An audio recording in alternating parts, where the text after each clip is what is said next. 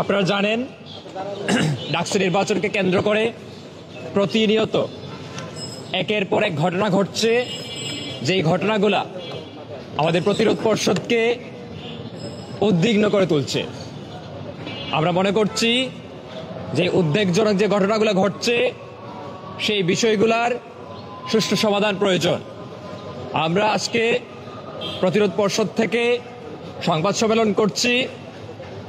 আমাদের যে উদ্বেগ এবং দাবি সেটা ঢাকা বিশ্ববিদ্যালয় প্রশাসন এবং এই বিশ্ববিদ্যালয়ের 40,000 শিক্ষার্থীদের কাছে আমরা তুলে ধরতে চাই।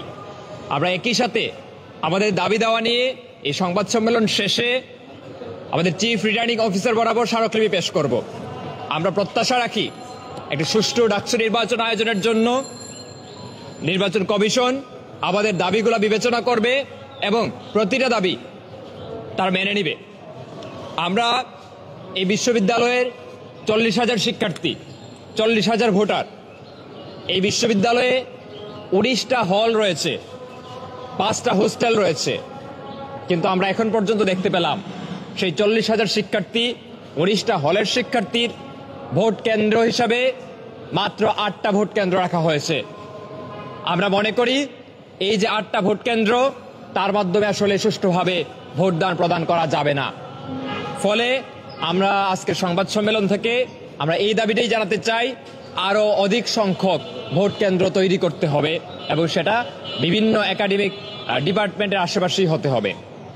এবং আমরা এই দাবিটাও জানাই যে এই বিশ্ববিদ্যালয়ে যারা বিগত সময়ে ফ্যাসিবাদী হাসিনা আমলে, দুঃশাসনের আমলে ছাত্র নির্যাতনের সাথে জড়িত ছিলেন, ভিন্ন মতের শিক্ষার্থীদেরকে, রাজনৈতিক দলের কর্মীদেরকে হামলা মামলার যারা করেছেন, তারা যাতে কোনোভাবেই ডাকসু নির্বাচনে অংশগ্রহণ করতে না পারে, এই চিহ্নিত সন্ত্রাসীদের প্রার্থিতা বাতিলের দাবি জানিয়ে আমরা মূলত স্মারকলিপি পেশ করতে চাই।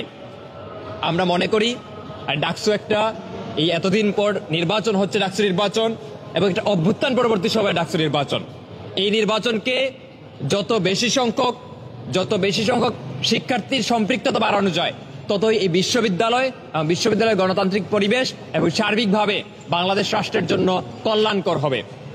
আমরা মনে করি যে এই নির্বাচনকে উৎসবমুখর করতে, এই নির্বাচনকে আরো সম্পৃক্ততা বাড়াতে, ভোটার রেশিও বাড়াতে আমাদের বিশ্ববিদ্যালয়ে এখন যে বিভিন্ন ধরনের পরীক্ষা, মিড টার্ম পরীক্ষা, ফাইনাল পরীক্ষা রাখা হচ্ছে, সেটা আসলে নির্বাচনের আগে অন্তত 1 সপ্তাহ আগে অন্তত এটা স্থগিত করতে হবে। আমরা এইসব সার্বিক বিষয় নিয়ে কথা বলবো। আমাদের আরো অনেকগুলো দাবি আছে, যেমন হচ্ছে এখানে বিশেষভাবে আমরা বলতে চাই আচরণবিধি লঙ্ঘনের ক্ষেত্রে, মানে আচরণবিধি লঙ্ঘনটাই যেন সবগুলো দলের, রাজনৈতিক দলের, সবগুলা পর্ষদের প্রতিযোগিতার অংশ হয়ে যাচ্ছে। এখন পর্যন্ত কোনো পর্ষদ কিংবা কোনো সাংবাদিক এই অভিযোগ দিতে পারবে না যে প্রতিরোধ পর্ষদ একটা ন্যূনতম আচরণবিধি লঙ্ঘন করেছে।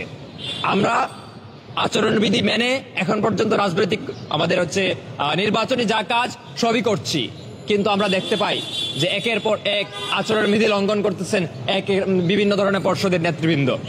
তারা এমনও করছে যে বিশ্ববিদ্যালয় প্রশাসনের সামনে, নির্বাচন কমিশনের সামনে আচরণবিধি লঙ্ঘন করতেছে, সেই বিষয়ে নির্বাচন কমিশন কোনো কথা বলছে না। এখানে এই ধরনের ঘটনা ঘটতেছে যে অবাধ টাকার খেলা শুরু হয়ে গেছে এই বিশ্ববিদ্যালয়ে।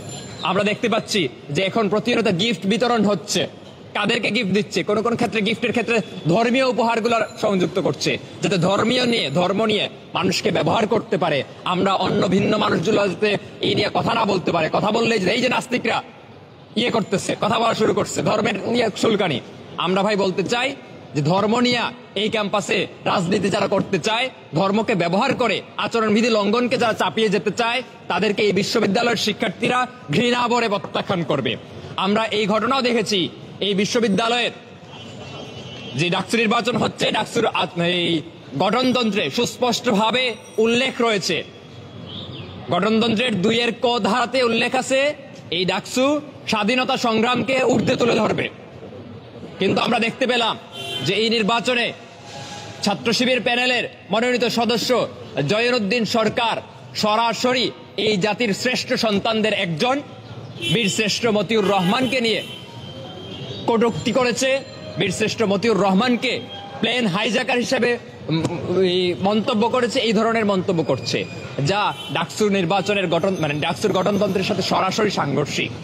পরবর্তীতে নানান সমালোচনার মুখে ছাত্র শিবির তার প্যানেল থেকে ওই ব্যক্তিকে প্রত্যাহার করছে, কিন্তু এখন পর্যন্ত তার যে প্রার্থিতা বাতিল সেই কাজটাও করে নাই। ফলে আমরা বলতে চাই, আমরা বিভিন্ন বিষয় নিয়ে বিস্তারিত আলাপ করব। এই পর্যায়ে আমাদের এই সংবাদ সম্মেলনে লিখিত বক্তব্য পাঠ করবেন আমাদের পর্ষদের মুক্তিযুদ্ধ ও গণতান্ত্রিক আন্দোলন বিষয়ক সম্পাদক পদ প্রার্থী, সমাজতান্ত্রিক ছাত্র ফ্রন্টের আহ্বায়ক, ঢাকা বিশ্ববিদ্যালয় শাখার মোজাম্মেল হক। সাংবাদিক বন্ধুগণ, প্রতিরোধ পর্ষদের পক্ষ থেকে শুভেচ্ছা জানবেন। আসন্ন ডাকসু নির্বাচনকে কেন্দ্র করে সম্প্রতি কিছু ঘটনা আমাদের মধ্যে উদ্বেগ সৃষ্টি করেছে। এই বিষয়ে প্রশাসন এবং নির্বাচন কমিশনকে আমরা স্মারকলিপির মাধ্যমে অবগত করব। আমরা নির্বাচন কমিশন বরাবর স্মারকলিপি জমা দিতে যাব এই সংবাদ সম্মেলন শেষ করে। আপনাদের মাধ্যমে শিক্ষার্থীদের মধ্যে আমাদের উদ্বেগের কথা, আমাদের দাবির কথা তুলে ধরার লক্ষ্যেই আজকের সংবাদ সম্মেলন আয়োজন করা হয়েছে। স্মারকলিপির মূল বক্তব্য আমরা তুলে ধরছি। বন্ধুগণ, দীর্ঘদিন পর ডাকসু নির্বাচন অনুষ্ঠিত হতে যাচ্ছে। আসন্ন ডাকসু নির্বাচনকে ঘিরে বিশ্ববিদ্যালয়ের শিক্ষার্থী এবং বিভিন্ন ছাত্র সংগঠনগুলির মধ্যে বেশ উৎসাহ উদ্দীপনা দেখা যাচ্ছে। এটি আমাদের গণতান্ত্রিক চর্চাকে এগিয়ে নেওয়ার একটি গুরুত্বপূর্ণ সুযোগ। তবে ইতিমধ্যে নানা অনিয়ম, প্রশাসনিক সীমাবদ্ধতা ও শঙ্কা শিক্ষার্থীদের মধ্যে উদ্বেগ সৃষ্টি করছে। এই প্রেক্ষাপটে ডাকসু নির্বাচনকে স্বচ্ছ, অংশগ্রহণমূলক ও সর্বজন গ্রহণযোগ্য করতে অবিলম্বে কয়েকটি পদক্ষেপ গ্রহণ করা অত্যন্ত জরুরি। আমরা নিম্নলিখিত বিষয়গুলি প্রশাসনের সদয় দৃষ্টি আকর্ষণ করছি। অপরাধে সম্পৃক্তদের প্রার্থিতা বাতিল, যেসব ব্যক্তি অতীতে শিক্ষার্থী নিপীড়ন, বিভিন্ন গণতান্ত্রিক আন্দোলনে হামলা সহ অন্যান্য ফৌজদারি অপরাধ বা গুরুতর অনিয়মের সাথে সম্পৃক্ত, তাদের প্রার্থিতা বাতিল করতে হবে। এটি নির্বাচনকে গ্রহণযোগ্য করে তুলবে, একে মজবুত নৈতিক ভিত্তির উপর দাঁড় করাবে। 2. ভোট কেন্দ্রের সংখ্যা বৃদ্ধি ও স্থানান্তর। বর্তমান কেন্দ্র সংখ্যা সীমিত হওয়ায় শিক্ষার্থীদের ভোটাধিকার প্রয়োগে ভোগান্তির আশঙ্কা তৈরি হয়েছে। তাই ভোট কেন্দ্র বাড়ানোর উদ্যোগ নেওয়া জরুরি। এছাড়া আবাসিক হলগুলির নিকটবর্তী ভবনে ভোট কেন্দ্র স্থাপন করতে হবে, যাতে শিক্ষার্থীরা সহজে ভোট দিতে পারেন। 3. পরীক্ষা সাময়িকভাবে স্থগিত রাখা। নির্বাচনে আগ মুহূর্তে বা পরপরই পরীক্ষা থাকায় অনেক প্রার্থীদের নির্বাচনী কর্মকাণ্ড ব্যাহত হচ্ছে। এক্ষেত্রে 5 থেকে 11 সেপ্টেম্বর পর্যন্ত সকল পরীক্ষা স্থগিত রেখে কেবল ক্লাস চালু রাখতে হবে। এর ফলে প্রার্থীরা পড়াশোনা ও নির্বাচনের মধ্যে কোনো একটিকে বেছে নিতে বাধ্য হবেন না, আর ভোটাররা যথাযথভাবে প্রার্থীদের যাচাই বাছাইয়ের সময় পাবেন। 4. আচরণবিধি কঠোরভাবে বাস্তবায়ন। নির্বাচনী আচরণবিধি লঙ্ঘনের ঘটনাগুলিকে অবিলম্বে চিহ্নিত করে কার্যকর ব্যবস্থা নিতে হবে। ইতিমধ্যে কলাভবনের সামনে মঞ্চ করে কোরআন বিতরণ, মিছিলের মাধ্যমে ফর্ম তোলা, ফর্ম উত্তোলনে বাধা দেওয়া, নিয়ম ভঙ্গ করে বিলবোর্ড বা ব্যানার প্রদর্শন করা, বিভিন্ন হল বা মসজিদে প্রচারণা ইত্যাদি ঘটনা ঘটছে। এগুলি সবই নির্বাচনী আচরণবিধি লঙ্ঘন। এইসব বিষয়ে প্রশাসনের আরও কার্যকর ভূমিকা রাখা জরুরি। 5. ব্যালটের ছবি সংযুক্তকরণ। ভোটারদের সুবিধার্থে প্রার্থীদের নামের পাশে তাদের ছবি সংযুক্ত করতে হবে, যাতে বিভ্রান্তির সুযোগ না থাকে। 6. ভোটদান প্রক্রিয়া সহজ করা। অনেকের জন্য স্বল্প সময়ে হল কার্ড করা বা কার্ড নবায়ন করা কষ্টসাধ্য। তাই ভোটদান প্রক্রিয়া সহজসাধ্য করতে বিশ্ববিদ্যালয়ের যে কোনো বৈধ ডকুমেন্ট থাকার ভিত্তিতে ভোটদানের ব্যবস্থা করা দরকার। আমরা মনে করি এই পদক্ষেপগুলি গ্রহণ করলে ডাকসু নির্বাচন গণতান্ত্রিক, স্বচ্ছ, অংশগ্রহণমূলক হওয়ার পথ সুগম হবে। এর মাধ্যমে নির্বাচনে সকল শিক্ষার্থীর অংশগ্রহণের সুযোগ প্রসারিত হবে। কর্তৃপক্ষ যেন অবিলম্বে এই বিষয়ে যথাযথ ব্যবস্থা গ্রহণ করে সেই আহ্বান আমরা জানাবো।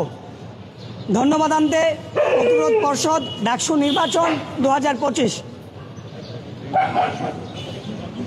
সাংবাদিক বন্ধুগণ, এই পর্যায়ে আপনাদের সামনে কথা বলবেন আমাদের পর্ষদের ভিপি প্রার্থী শেখ তাসনিম আফরোজ ইমি। সংগ্রামী বন্ধুগণ, আসলে একটি আশঙ্কা জায়গা থেকে আমরা আজকে এখানে সমবেত হয়েছি।